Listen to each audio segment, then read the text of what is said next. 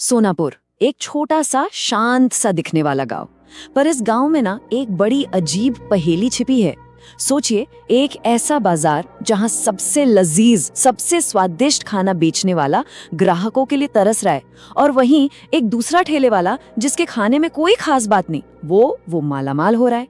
ये कहानी है दो आलू पूरी वालों की, और उस गहरे राज की जो स्वाद के सारे नियम तोड़ देता है। तो चलिए इस गुत्थी को सुलझाने की कोशिश करते हैं। अब मामला देखिए क्या है। एक तरफ है किशन, भाई उसकी पूरियों का स्वाद ऐसा कि कोई मुकाबला ही नहीं, लाजवाब, पर उसका ठेला एकदम वीरान। और दूसरी तरफ है मोहन, खाना ठीक ठाक, मतलब बिल्कुल साधारण, लेकिन उसके यहाँ अरे भाई तिल रखने की जगह नहीं मिलती। अब आप ही बताइए ऐसा भला कैसे हो सकता है। और इस पूरी पहेली का सार ना शायद एक ग्राहक के इन शब्दों में छिपा है। वो खुद हैरान होकर कहता है, जाने क्यों पैर खुद ब खुद मोहन के ठेले की ओर खींच जाते हैं। मतलब जानते हुए भी कि बेहतर स्वाद कहीं और है, कदम अपने आप मुड़ जाते हैं। ये सिर्फ बाजार की होड़ तो नहीं लगती, कुछ और ही है ना। जरा सोचिए, किशन की वो मसालेदार आलू की सब्जी, ऊपर से हरी मिर्च और धनिये की महक, और वो गर्मा गर्म फूली फूली पूरियां, सब कुछ बेअसर है। किशन बेचारा खुद परेशान है, और उसके मन में अब एक शक घर कर रहा है कि मोहन की इस कामयाबी के पीछे स्वाद नहीं बल्कि कोई काला जादू है। कहानी में असली मोड़ आता है एक रात को। मोहन अपना सारा माल बेचकर जल्दी घर लौट आता है, लेकिन ये कोई आम रात नहीं थी। ये थी अमावस्या की रात, और शायद इसी रात मोहन के सबसे गहरे राज से पर्दा उठने वाला था। तो फिर सवाल वही है, आखिर मोहन का राज है क्या? कौन सी ऐसी ताकत है जो लोगों को उसकी तरफ खींच रही है, जबकि सब जानते हैं कि बेहतर खाना तो कहीं और मिल रहा है? और इस सवाल का जवाब हाँ, वो छिपा है अमावस्या में। ये वो घनी काली रात है जिसे अक्सर अनदेखी शक्तियों और अजीबोगरीब रस्मों रिवाजों से जुड़ा जाता है। घर पहुंचकर मोहन अपनी पत्नी सजन से इसी रात की तैयारियों के बारे में बात करता है, और बस यहीं से राज की पहली परत खुलनी शुरू होती है। पता चलता है कि मोहन की पत्नी ने एक भेंट तैयार की है, पूरे 13 किलो चिकन। सोचिए ये मात्रा कितनी अजीब है, 10 या 20 किलो नहीं, बल्कि एकदम सटीक 13 किलो। आखिर ये किसके लिए है, और 13 किलो ही क्यों? और यही मोहन अपनी पत्नी को वो खौफनाक सच्चाई बताता है। ये 13 किलो चिकन एक ऐसी शक्ति के लिए है जिसे उसने खुद जगाया है। मोहन की आवाज में डर साफ सुनाई दे रहा था जब उसने कहा, ये भेंट बहुत जरूरी है, क्योंकि अगर नहीं दिया ना तो वो हमें ही खा जाएगा।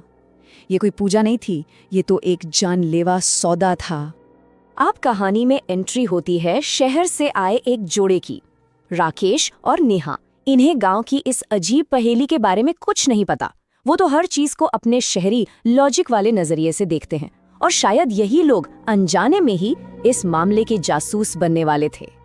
तो पहले दिन क्या होता है? बिल्कुल वही जो कोई भी समझदार इंसान करेगा।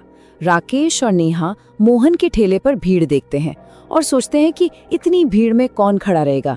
तो वो किशन के शांत और साफ सुथरे ठेले पर चले जाते हैं, और वहां उन्हें मिलता है शायद उनकी जिंदगी का सबसे स्वादिष्ट खाना।